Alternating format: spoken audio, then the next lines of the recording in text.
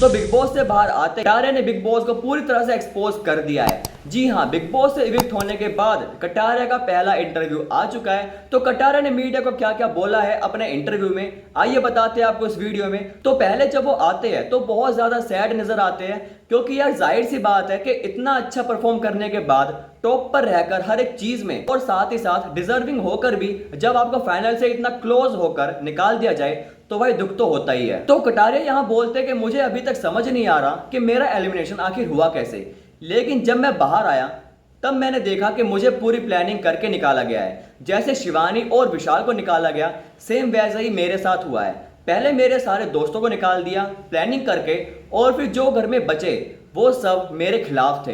तो उनसे पूछ लिया कि क्या आप कटारिया को घर में रखना चाहोगे, तो वो तो मना ही करेंगे ना। तो ऐसे पूरी प्लानिंग से मुझे घर वालों के वोट के बेस पर निकाल दिया गया है, और ये कहीं से भी फेयर नहीं है। तो जैसा मुझे सपोर्ट मिल रहा था, जैसा मैं हर टास्क में परफॉर्म कर रहा था, मुझे वोट्स मिल रहे थे, तो उन सबके हिसाब से मैं ही विनर था।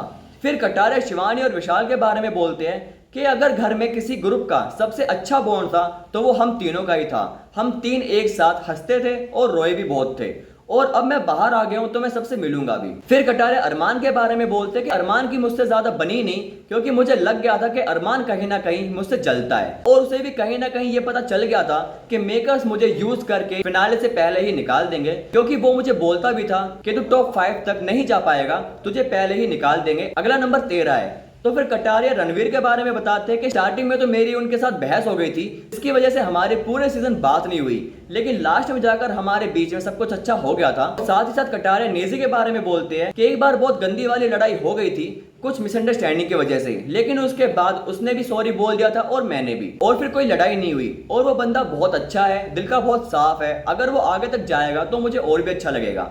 फिर सना मकबूल के बारे में कटारिया बताते हैं कि मैं चाहता हूं कि सना मकबूल विनर बने, क्योंकि सना डिजर्व भी करती है और वो अच्छा भी कर रही है। तो अगर बिग बॉस फेयर विनर बनाते हैं तो सना मकबूल ही विनर बनेगी। तो यहाँ कटारिया का कहना है कि यार देखो, मुझे तो अनफेयर तरीके से बाहर कर दिया, मैं तो विनर नहीं बन पाया, लेकिन सना मकबूल को विनर बनना चाहिए।